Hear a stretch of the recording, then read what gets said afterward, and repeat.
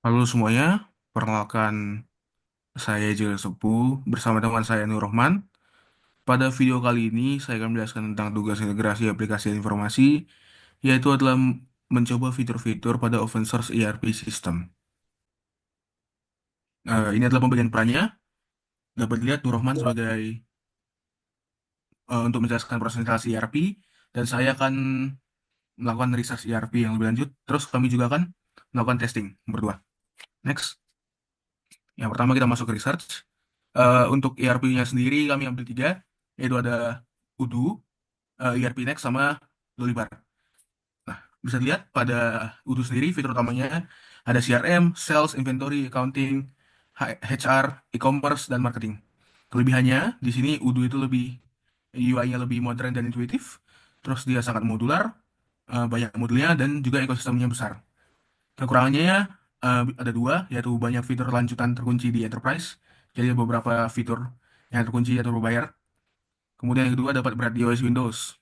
Kemudian ini juga kelebihannya, komunitasnya sangat besar, dokumentasinya lengkap, banyak tutorial, serta ada dukungan resmi dari Udo SA. Terus tersedia installer Windows-nya. Kemudian ini ada ERP Next. Ini open source ERP kedua. Fitur utamanya ada accounting, HR, manufacturing, CRM, project, dan education. Kelebihannya ada dua, gratis sepenuhnya, tidak seperti si Udo tadi. Terus yang kedua, dia ada fokus kuat pada akuntansi dan manufaktur. Eh, Kemudian kekurangannya, si UI-nya tidak semodern si Udo tadi, dan instalasi dan setupnya cenderung lebih teknis. Ini juga kelebihannya, komunitasnya aktif, tetapi dukungannya terbatas kecuali menggunakan layanan pihak ketiga. Next. Kemudian ada ERP ketiga, yaitu ada Dolibar. Fitur utamanya ada CRM, Sales, Billing, Accounting, Inventory, HR, dan Project Management. Kelebihannya ini adalah instalasi ringan dan cepat. Yang kedua adalah gratis dan open source sepenuhnya, tidak seperti si Udo. Kemudian yang ketiga, dia mudah dikustomisasi dan cocok untuk UMKM, untuk UKM.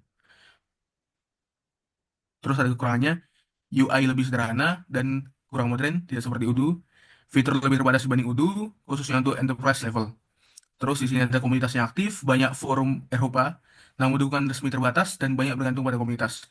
Tersedia Windows installer resmi. Kemudian ini adalah pemilihan ERP open source yang kami pilih. Kami memilih Odoo sebagai ERP yang akan diinstal. Ada beberapa alasan, di situ dapat dilihat ada empat. Satu, kemudahan instalasi di Windows. Dua, tampilan modern dan user friendly. Tiga, fitur modular dan luas. Dan keempat adalah dukungan dan dokumentasi lengkap. Selanjutnya untuk proses instalasi ERP system, yang pertama adalah yang melakukan download ERP melalui laman resmi Udo, lalu melakukan proses instalasi dengan Windows Installer akan tampil seperti ini. Selanjutnya, setelah berhasil diinstal, maka bisa dijalankan melalui localhost dan akan tampil tampilan seperti bawah ini. Akan diminta untuk masukkan inputnya seperti master password, database, email, password, dan seterusnya. Untuk master password merupakan kata sandi utama yang digunakan untuk mengolah database di server Udo. Lalu untuk bagian password dapat disesuaikan password yang diset untuk di PostgreSQL. Untuk proses instalasi ini belum tentu sama untuk tiap komputer karena tiap komputer atau laptop yang diinstal pun dapat beda proses instalasinya. Selanjutnya untuk set Postgre-nya dapat dengan langkah di bawah ini mulai dari setup user dan password di Postgre melalui bagi admin, yaitu melalui my server, PostgreSQL, login atau group browse, lalu create, lalu di general akan memasukkan OpenPG dan di definition melakukan password dan di privilege checklist atau setuju semuanya. Anda dapat masuk ke database Udo dengan email dan password yang telah dibuat, dan maka seperti ini tampilan Udo-nya. Selanjutnya untuk bagian demo fitur, untuk demo fitur pertama dapat dilihat setelah lokal dijalankan maka terlihat tampilan seperti ini dari aplikasi. Karena ada banyak aplikasi yang bisa dipilih. Ini untuk Udo ini yang sudah demo maka akan ada dummy datanya langsung di dalamnya. Untuk user management dapat dilihat di menu pojok kiri atas di karyawan akan terlihat karyawan dan apa saja jabatannya di perusahaan tersebut. Jika kita klik misal, maka akan terlihat detail info lengkapnya. Lalu untuk Udo sendiri juga dapat melakukan manajemen user melalui settingan, pengaturan, lalu user dan perusahaan pengguna. Akan terlihat seperti ini, misal kita yang ambil yang demo, terlihat aksesnya apa saja, serta preferensi dan juga keamanan akun. Selanjutnya untuk fitur inventory tracking, didapat melalui menu stok persediaan, terlihat ada gambaran umumnya yaitu dari penerimaan order untuk yang diproses. Sini bisa terlihat apa saja dari referensi, kontak, tanggal jadwal, dokumen, setelah perusahaan, dan seterusnya. Jadi misal kita klik, maka akan muncul seperti ini dari tanggal terjadwal, lalu ketersediaan. Lalu ada juga menu lain di sini dari operasi, yaitu rasit pengiriman, penyesuaian, dan pengadaan. Misal di penerimaan yang terlihat tanggal terjadwalnya, lalu untuk pengiriman juga kurang lebih juga sama. Lalu di produk akan terlihat produk apa saja yang ada. Hanya ini merupakan contoh sambil data saja. Lalu di laporan juga ada laporan tentang stok dengan mulai dari produk ini, cost nilai total di tangan dan seterusnya.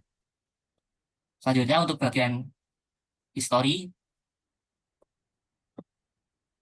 dapat terlihat untuk penagihannya di sini dari invoice pelanggannya siapa saja dan tanggalnya, batas waktu, nomor pajak, dan seterusnya terlihat apa saja yang masuk dan akan di total. Setelah itu dapat juga melakukan customisasi sesuai dengan yang diinginkan oleh pengguna.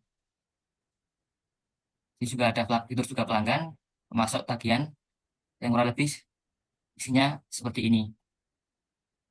Mungkin itu saja dimulai dari saya. Oke, kalau misalnya dari saya ada demo fitur-fitur tambahnya. Seperti yang pertama, to do ini untuk kerja kolaborasi, dia bisa nambahin to do untuk projectnya. Kayak misalnya today kita harus ngapain atau this week kita harus ngapain. Terus ada kontak, dia bisa ngekontak administrator atau my company-nya. Terus ada sales, dia bisa ngelihat salesnya harusnya.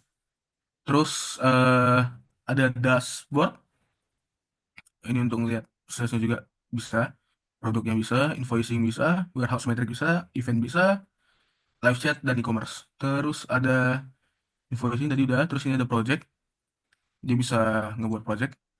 Kemudian saya juga mencoba website. Di sini saya ngebuat website do Blacksmith.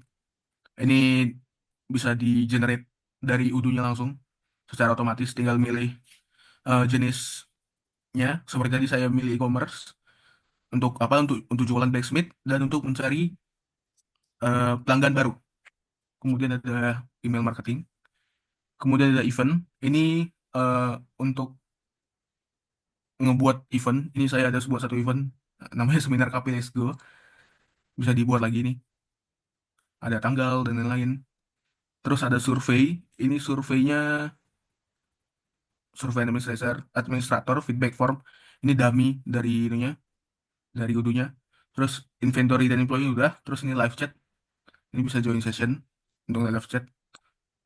Dari saya itu aja sih fiturnya.